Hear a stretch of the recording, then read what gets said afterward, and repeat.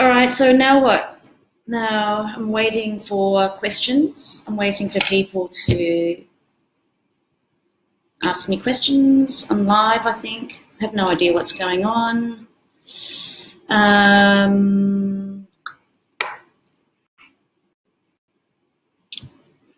Is anyone watching? There's 2 people, I think.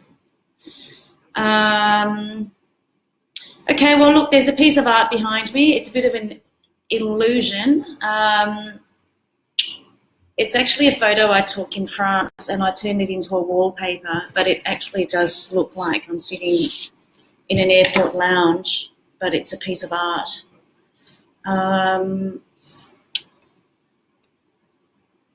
So I'm waiting for questions. Invite friends. Done. Can you hear me?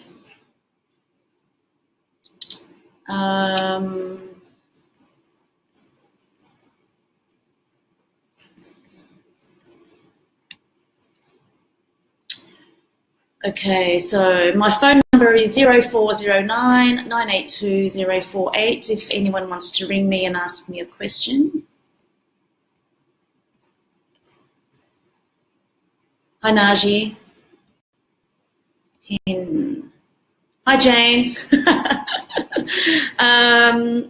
Jane's asked me a question. She says, hi. Let's talk. How long do we go for?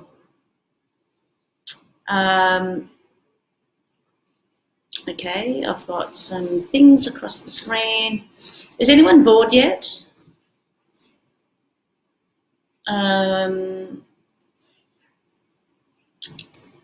I'm kind of like seeing 8 eyes, 7 eyes. It's very uninteractive, this tool. Sorry if I'm a little bit of a novice to this, but it's my first time. I'm going to type down a question, what do I do?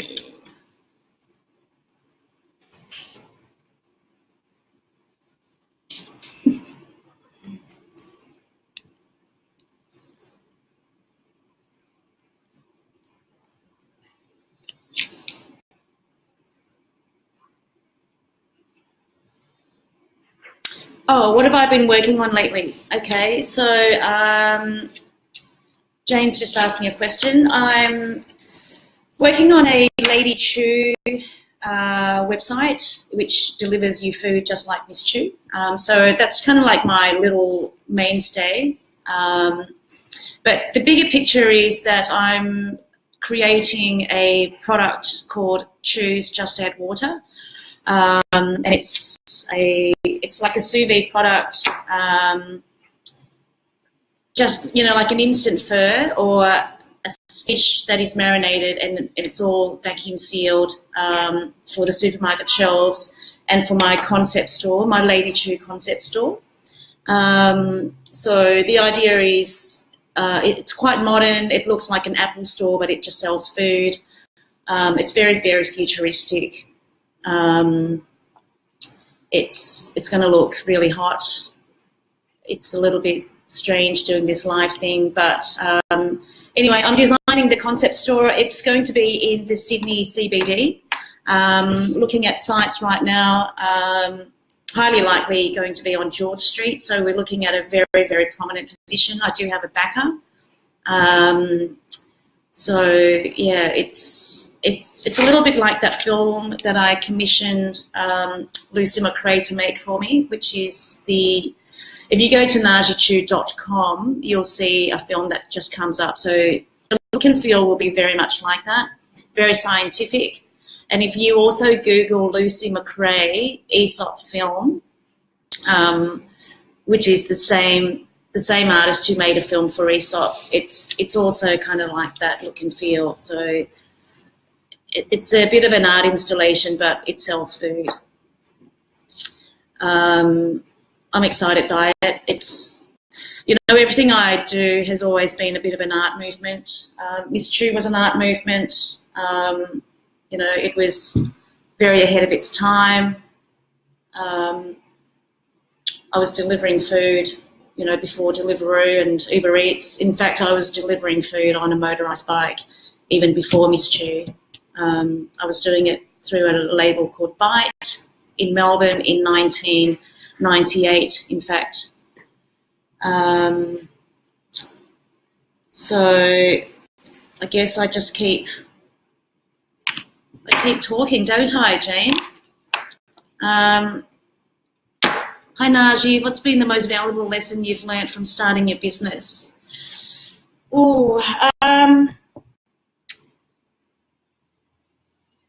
Unfortunately, I'm just going to have to say don't trust people too much. I did what a classic entrepreneur does, and that is to delegate. You know, I had an incredibly successful business, and I did what an entrepreneur does, which is delegate and employ people and have a lot of managers. And, you know, at one stage I had 9 stores. I was turning over 25 million a year. It started in 2007 and it folded in 2015. So, yes, it was fast growth. However, it was also a high demand product. Hang on. I think you might be finding that this noise in the background might be a bit annoying, so I'm just going to turn it off. It's my... there we go. That was the dryer. So maybe I should walk around and show you my office, make it a little bit more dynamic. So this is still the office that I worked from when I was Miss Chu. It is, in fact, my apartment in Bayswater Road, King's Cross, or Potts Point. This is a little bit like my studio. It's where I draw, paint, do experiments. I'm doing a lot of experiments right now with my new product, which is the sous vide Just Add Water. This is where I get a fresh air. This is the storage room in here, which is quite interesting. And then there is my old commercial kitchen, which has been subleased. But yeah, I knocked that wall out so I could access this whole building. I'm going to just keep going until someone rings me and says you're off track. So my phone's with me, Jane. Feel free to call me if you've got my number to ring and ask questions. This is the hallway, and I've got a lot of art. I'm a bit of an art collector. I've got a lot of Tracy Moffats in my house. We're going upstairs to the apartment now. So biggest lessons learnt, really, for me, I'm just going to have to say don't be too generous and don't be too trusting. So, yes, I got burned big time. Never give up either. I mean, I loved what I did. I love working hard, and I still do. Follow your passions, you know, really obvious things.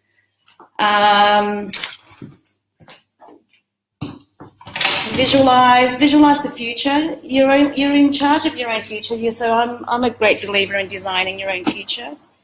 This is the other balcony upstairs. That's Potts Point and King's Cross, my view. There's George. Hey, George. Can you say hello? There's George Cheney. So we'll finish the interview or the live chat upstairs. Any other questions? Biggest lessons? So yeah, I know it's not very inspiring, but I've learnt not to trust too many people. I'm trying to create a new industry. It's very difficult right now to compete with the likes of Deliveroo, Uber Eats, and everybody who's delivering food these days. That's the engine that I created. I'm not saying that people had copied me, but I was the first brand to do it en masse. So tell us about how Miss Chu took off. Right. Well, I started making rice paper rolls from home actually in Balmain in 2006. And before that, I had a job in a bank. Oh gosh, how long do you have? Shall I start from the beginning? I came from Melbourne. I started a business called Bite, which was a copycat of Pret a Manger, actually, and it wasn't my idea. I was a private chef for a Jewish family, James Orloff. They're part of the Smorgans. And James, this is in 1998, so 2 years after the internet broke out. And James said to me, Nahji, I'd really like you to close down your catering business and do this thing with us called Bite. Now, they don't do online as yet, but we will. And so anyway, James explained to me the whole concept of sandwiches. And within the first meeting, I said to him, look, I don't think it's going to work because, one, in Melbourne, we eat really well. Two, there's a very, very successful business in Melbourne that sells sandwiches called Schwab's. However, you've got to line up and I said, look, the thing is we eat too well. We don't eat square bread cut in half and therefore you get a triangle. So I said, look, in order for your business model to work, which is all about fast food, really good food fast, you've really got to compete with Schwab's, which is the cob bread. You cut that in half and you get a D shape. So I said, what we need to do is design a piece of packaging that is the cob bread, and then we'll design a range of sandwiches to compete with Schwab's. So that was it. He just said, see, you're so good at just coming up with ideas. So we started Bite in 1998. And we were online. We were asking people to pay online with a credit card. And in fact, I think it was actually too ahead of its time. In 1998, hardly anyone was online or even paid with a credit card. Two, I was delivering sandwiches on a motorised bike, not electric, motorised. So we had a guy who prototyped up a bicycle with a motor on the back of it, like a Victor mowing machine, and I would fill it up with petrol, and smoke would come out of the bike. And I delivered a few sandwiches back in 1998 online. It was only $10 on my credit card. But anyway, look, James said it's not fast growth enough for me. He was a full-on entrepreneur. So I also wanted a little bit more out of my partnership with James. I didn't get it. I wanted an equity position rather than a profit share position. So anyway, I left and I joined a bank. I went and worked at Members Equity, and 4 years later I arrived in Sydney to help them out with the construction loans department. I was their credit analyst, and that was when I realised that my future wasn't with the bank or in an office job. My future needed to be on the street, designing, being an artist or being an entrepreneur. So I decided to leave the job, and I went to Vipassana for 10 days to concentrate on really what it was that I wanted to do. And 10 days later I came out and asked my friends, hey, I'm thinking of starting a new business, a little bit like private chefing, but it's going to be called Miss Chu. And I asked them, does that sound like a place where you'd go and get food, or does it sound like somewhere you'd go and get sex? They all laughed and said, no, actually, I would order food from Miss Chu. So I started making rolls from home, and I pretty much just Googled rice paper rolls, Sydney Caterer, and the three companies that came up were the largest ones: Sydney Opera House, Bayleaf Catering, and Belinda Franks. So I rang them up and said, hi, I'm new to Sydney. I am the go-to girl for rice paper rolls in Melbourne. Can I show you my samples? And it went from there. The first 3 months were something like a few hundred rolls each. And then by Christmas time, the first order for my first year was 20,000 rolls overnight for New Year's Eve. So 20,000 rolls at a wholesale price of $1.80 each. made me enough money to open a commercial kitchen proper, which was in Annandale, and then enough money to open up my first retail store, which was in Burke Street, Darlinghurst. It was pretty crazy times when I first opened in Darlinghurst, 2009. There were no furniture. People sat on the streets. People would just grab milk crates from around the corner in the laneway. It built up momentum. I was still catering, and in fact, some days I'd run out of ingredients. The store was so tiny. Some days I ran out of ingredients, and I'd say to people, "I'm really sorry. I know you've been lining up for 20 minutes. Some people 40 minutes. The line would be about 50 deep, and it would be about 2 p.m. And I'd say to them, one, I'm a caterer. I've got to make rolls for my caterers, and two, I've also run out of ingredients. So it was hectic back in 2009 and 2010. I grew organically ever since 2009. It was something that was really quite brand new. It was the world's first Vietnamese app. I think I pretty much was the world's first online ordering system, delivering on electric bikes. And it just grew and grew, and we all worked hard. And, before you knew it, I was operating 8 stores in Australia and 1 in London. Look, there's a lot more to it than that, but I'm trying to keep it really nice and short for you for the sake of this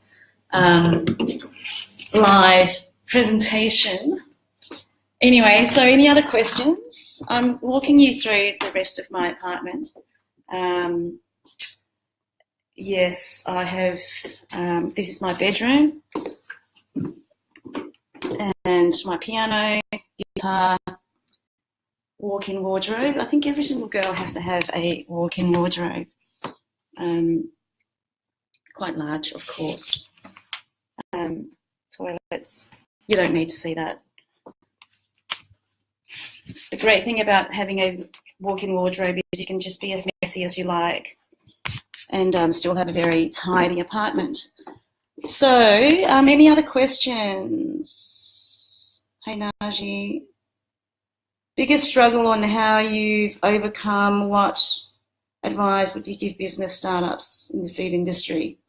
From Samantha Custodio. Sorry, my eyesight's a little bit hazy because my glasses are downstairs. Okay, so I think in hospitality right now, it's fiercer than it's ever been. It's even fierce for someone, and it's very, very difficult for someone as experienced as I am. My whole life has been food indirectly through my family, my auntie, being a restaurateur. So I've seen and grown up around food. I think in this day and age, the most difficult thing you could possibly do, unfortunately, is hospitality. I opened up a restaurant just recently called Charlie Boy in Bondi Junction, and it was an absolute masterpiece.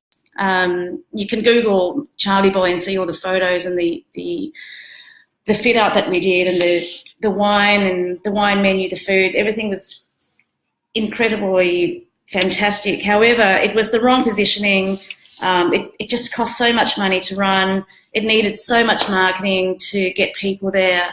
So we closed it down a couple of weeks ago because it was just costing too much money to keep open. I would have liked to have, kept it going. However, my investors decided that it just, they didn't believe in it. They didn't think that it was going to make the money that it should have.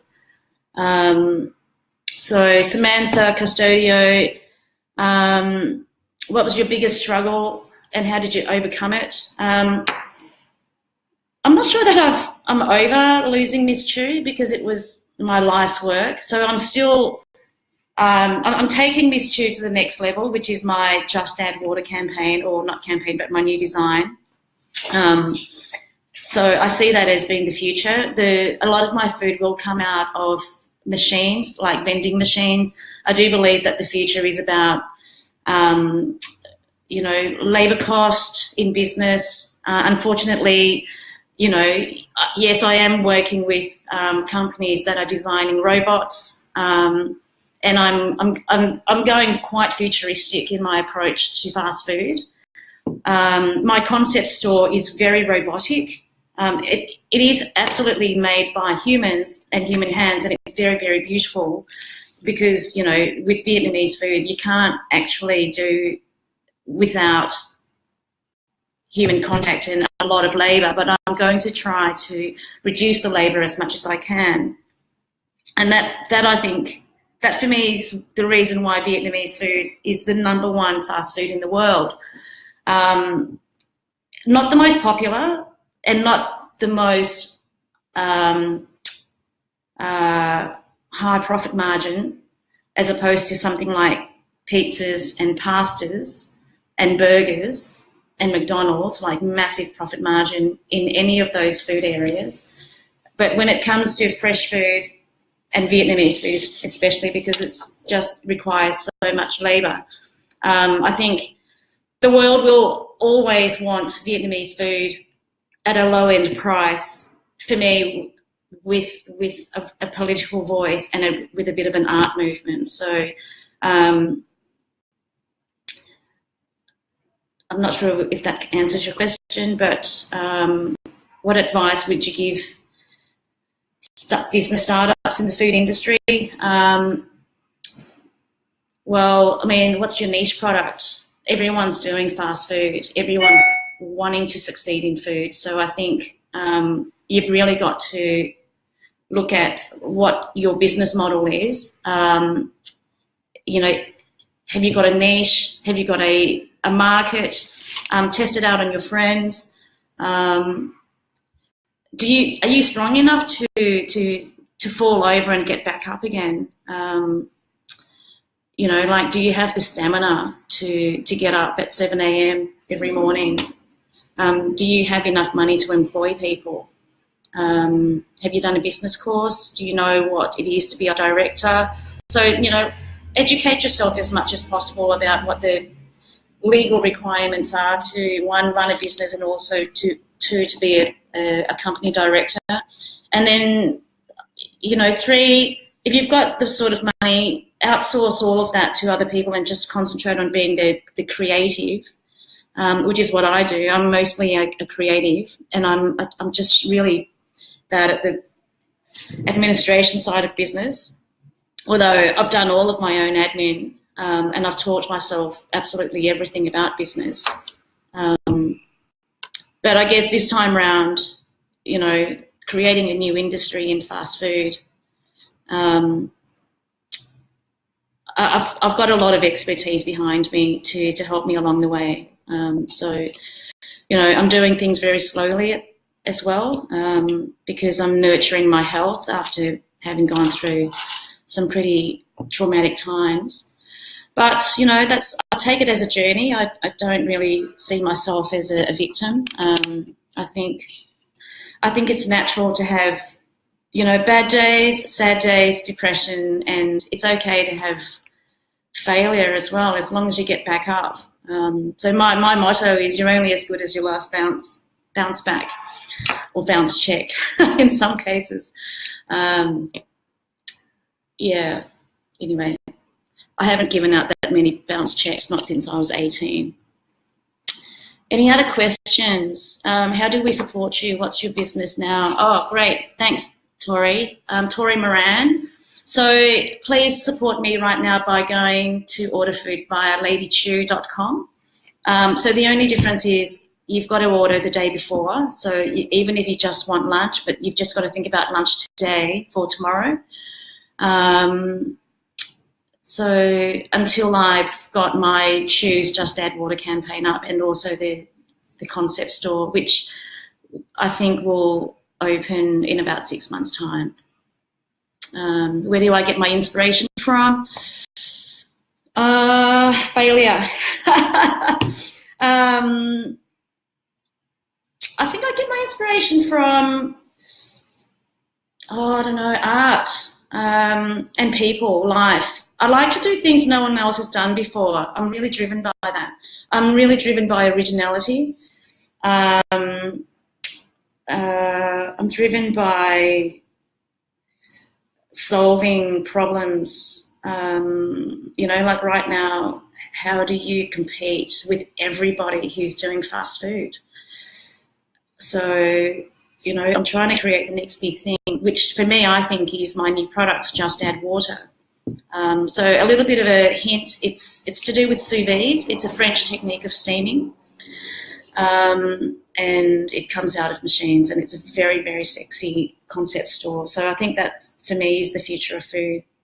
I think eventually people will tire of spending so much money on the likes of Deliveroo, Foodora, all these other companies that deliver, because what's happening now is every single restaurant, cafe and whatnot are on charging to the client 30% to make way for the 30% that the food mafia take, and the food mafia being Menulog, the third-party people who do your deliveries.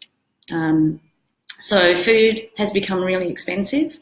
So the new disruptor into these campaigns are people who are going to sell food at a much lower price and not charge the 30% margin. And how do you do that? You've really got to get to the food to the people within your own delivery structure. Is that possible? Well, this is where the food machines come in. But I don't really see Foodora and Menulog and all those people, I don't see them outlasting another 2 years. Something will disrupt them. Love your honesty. Thank you. How important is building a brand for business success, and what's your advice in building a new brand? Branding is really, really important. I think in this day and age, people buy the brand before they buy the product. It's a little bit like going into a restaurant. People are committed to the fit out before they're committed to the food. So getting your brand look and feel and voice and everything that you stand for is really important. And the brand also means the product, how the brand is the product integrity. How good is your product? If your product's that great, you will have a good brand. How do your parents feel about you starting your own business? Well, Mum laughed at me at first. She said, you'll never make it selling rice paper rolls or just rice paper rolls. And I said, no, Mum, that's what I'm doing. I'm just going to specialise in one thing.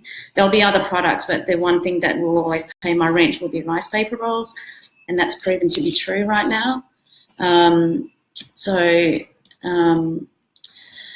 There's a lot of people who take for granted the way that rice paper rolls are made, and they go, yeah, of course. It's like, well, no, I've invented a lot of things that a lot of Vietnamese have copied, even the way they look as far as canapes, the ingredients that go into them, the scalability of them, how to make 1,000 of them en masse in a day, with the matting. All these really obvious things are things I actually invented.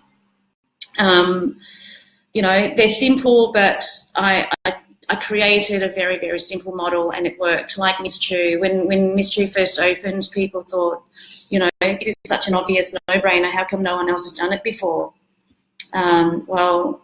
Putting a wheel on a suitcase is really simple. How come you didn't think of it? I didn't think of it, but it's a no-brainer idea. Sometimes really, really simple things right under our noses are the best things, but it takes a creative genius to actually see them. So am I calling myself a creative genius? Yes.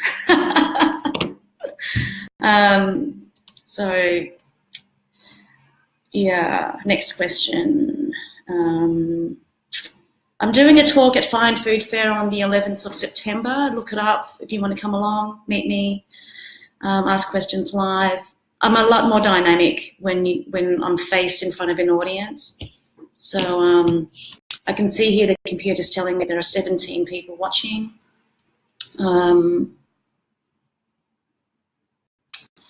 Okay, anyone else who's going to type in some more questions?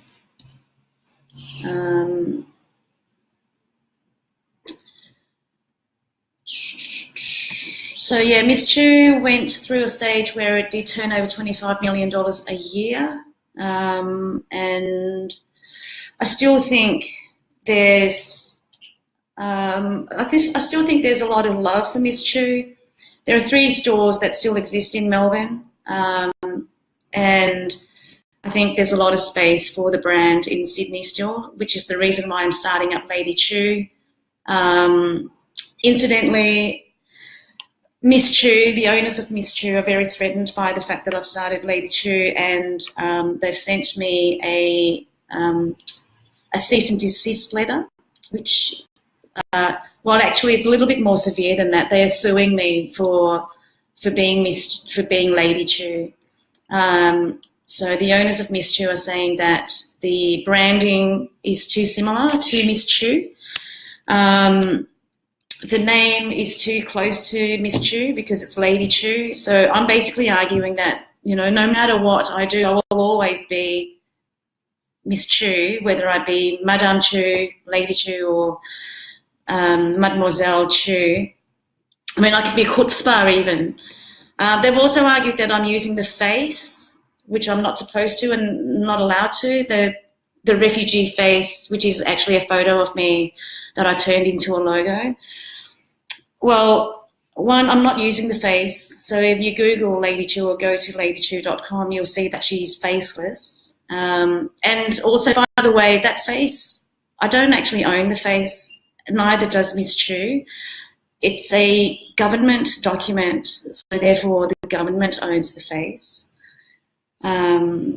So, look, you know, it's an interesting marketing case that Miss Chu is suing Miss Chu, me, and good luck to them. And I understand why they're doing it too, to protect themselves, of course. But, you know, in the meantime, what else do I do? This is what I do best, provide Vietnamese food fast to the world. It's what I was born to do, and I'll keep doing it. I do it with a very passionate voice. I do it well, and I do it with a political edge and an artistic edge. I don't see the owners of Miss Chu doing that. You know, they've had 2 years of it, and there's nothing new about Miss Chu. There's no voice. It's almost like she's dead. So we miss you in Manly. Thanks, Kate. I miss you too. I really miss being Miss Chu. It was so much fun being Miss Chu. I miss my staff. I miss being at the commercial kitchen. I miss going to all of my stores.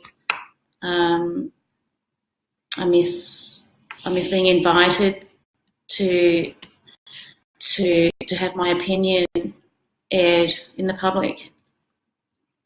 But she'll come back. She's coming back as Lady Chu. So, you know, like Lady Chu only launched 2 weeks ago. And I'm not saying that she'll come back in a big way. She'll come back slowly and surely, strong and measured. With you all the way. Love your rice paper rolls. Thanks, Bella. So yeah, look. So just go on to Lady Chu and order, and keep abreast of what I'm doing.